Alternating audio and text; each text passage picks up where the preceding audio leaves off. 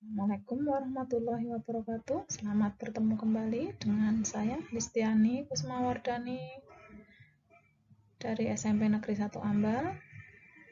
Akan menyampaikan materi tentang pengembangan pusat-pusat keunggulan ekonomi.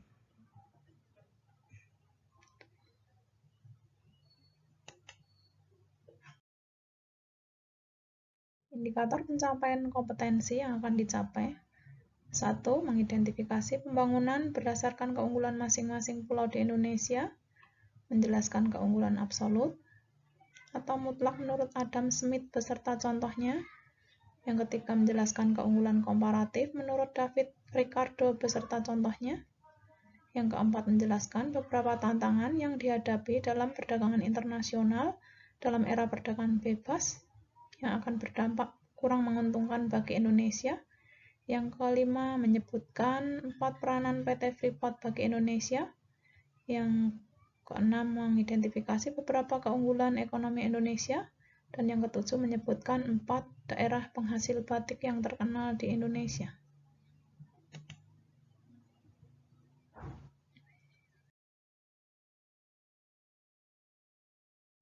Perhatikan gambar peta tentang tema pembangunan koridor ekonomi di Indonesia berdasarkan keunggulan dan potensi strategis masing-masing wilayah. Koridor Sumatera sebagai sentra produksi dan pengolahan hasil bumi dan lumbung energi nasional.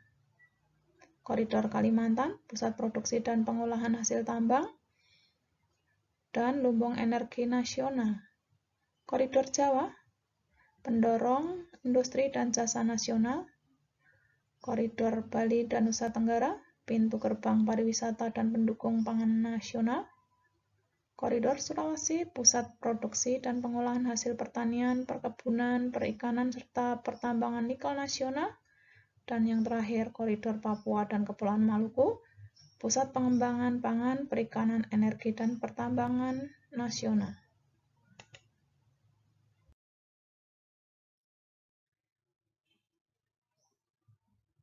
Teori-teori keunggulan dalam perdagangan internasional ada 2 macam. Teori keunggulan mutlak disampaikan oleh Adam Smith dan teori keunggulan komparatif yang disampaikan oleh David Ricardo. Teori keunggulan mutlak atau absolute disadvantage menurut Adam Smith adalah keunggulan yang dimiliki suatu negara karena negara tersebut melakukan spesialisasi terhadap barang dan jasa. Misalnya, Indonesia mampu menghasilkan batik, sedangkan Jepang mampu menghasilkan mobil.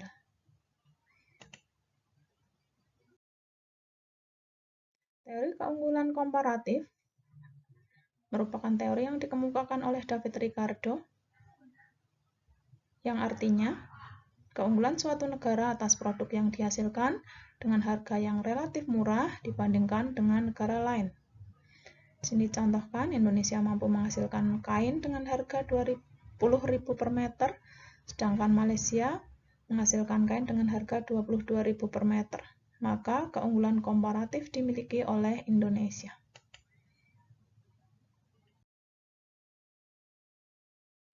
Tantangan yang dihadapi dalam perdagangan bebas atau perdagangan internasional di era perdagangan bebas, yang pertama, tantangan yang dihadapi dalam perdagangan Indonesia di era perdagangan bebas. 1. Akan adanya eksploitasi ekonomi. Yang kedua, pudarnya identitas, budayaan dan ancaman fisik dan lingkungan. Yang keempat, eksploitasi sumber daya alam yang berdampak pada perusakan lingkungan hidup.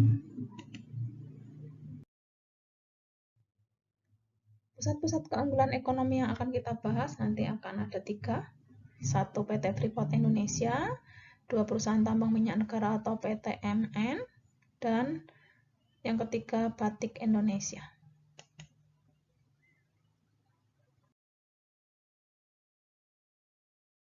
PT Freeport Indonesia adalah sebuah perusahaan afiliasi dari Freeport McMoran Copper and Gold Inc. PT Freeport Indonesia menambang, memproses dan melakukan eksplorasi terhadap biji yang mengandung tembaga, emas, dan perak, dan beroperasi di daerah dataran tinggi Kabupaten Mimika, Provinsi Papua, Indonesia.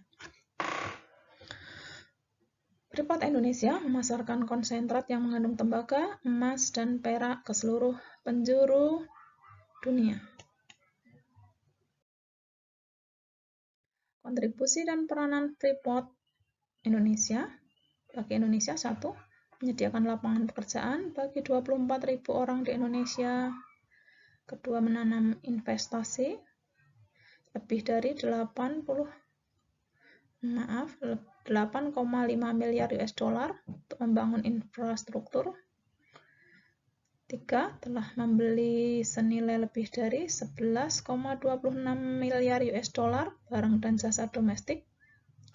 Yang keempat, dalam kurun waktu 4 tahun terakhir telah memberikan kontribusi lebih dari 37,46 miliar US dollar. Kelima, keuntungan finansial langsung ke pemerintah Indonesia dalam kurun waktu 4 tahun terakhir adalah 54%, sedangkan yang ke perusahaan induk 41%.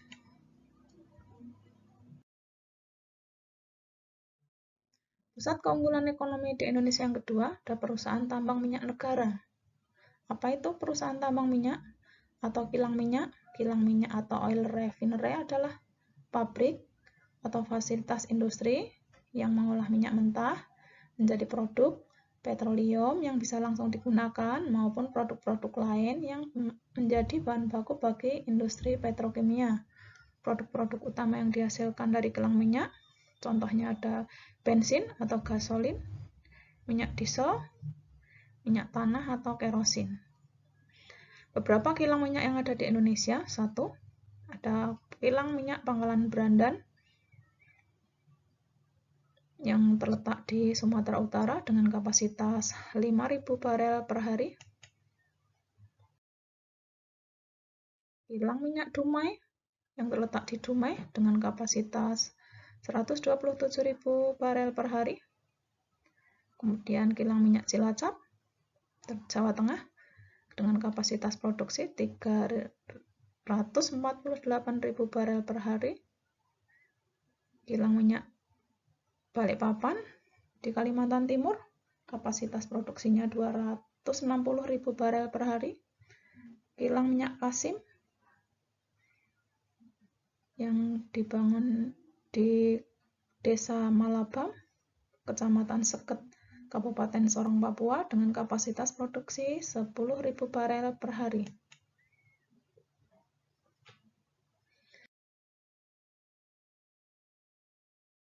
Kapasitas kilang minyak Indonesia tahun 2014, ini menurut tabel ini ada berbagai kilang minyak, dan di sini yang paling sedikit Cepu, kemudian berikutnya ada Triwahana Universal, Kasim, Sungai Pakning, Tuban, Balongan, Dumai, Musi, Balikpapan, dan yang paling banyak adalah kilang minyak Cilacap.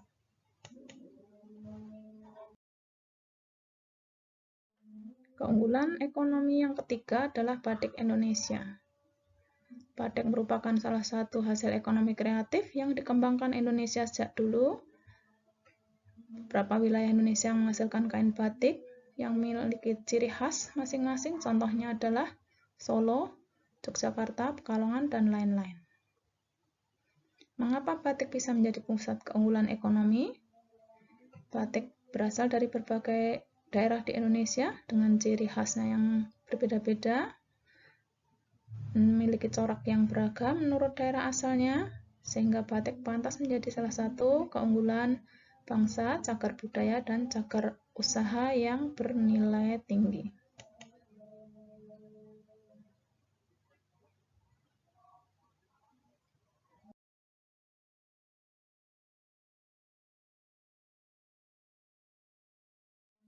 Upaya untuk melestarikan batik di Indonesia sudah dilakukan oleh pemerintah. Contohnya adalah 1. Untuk mengamankan motif batik, Departemen Perindustrian telah mendokumentasikan 2.788 motif batik dan tenun tradisional agar tidak dicuri negara lain.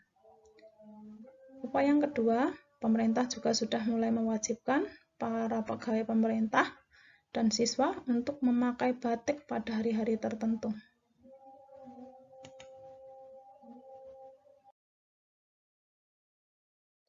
Demikian tadi materi tentang keunggulan ekonomi. Terima kasih atas partisipasi kalian. Semoga kalian dapat memahami materi tentang keunggulan ekonomi di Indonesia dan dapat meningkatkan kesejahteraan masyarakat Indonesia. Saya akhiri sekian. Assalamualaikum warahmatullahi wabarakatuh.